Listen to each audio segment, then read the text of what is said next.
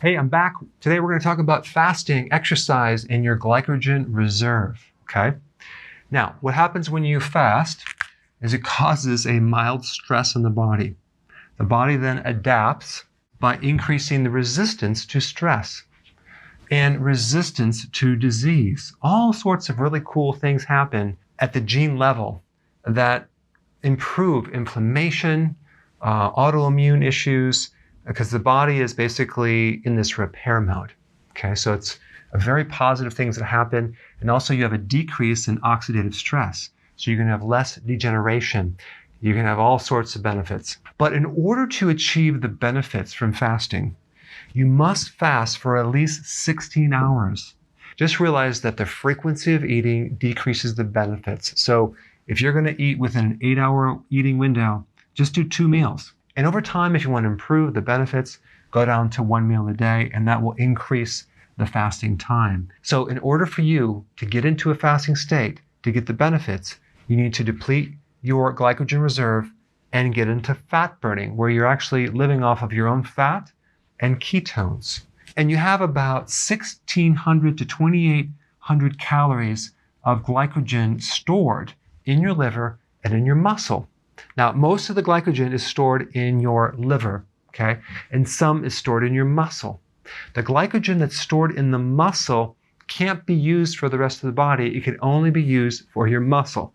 And this is why we recommend this thing called exercise, okay, to speed up the process.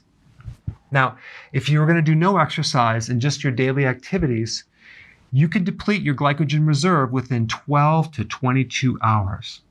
Okay? If you're going to do mild exercise, let's say you're going out for a jog or a bike ride, not that much of a high pulse rate, just a moderate higher pulse rate, it would take between 60 to 90 minutes to deplete your glycogen reserve. And if you did high intensity interval training, it would only take 20 to 40 minutes of exercise to deplete this glycogen reserve.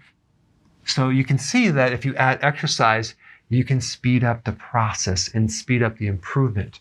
What we want to do is we want to switch from sugar burning or running off of your sugar, your stored sugar, to burning fat. Okay, this is where you see most of the benefits. Now, when you add exercise to fasting and you're adapted to fat burning, it's going to happen very smoothly and you won't have very many problems and you'll feel really good and you won't have any issues with blood sugars.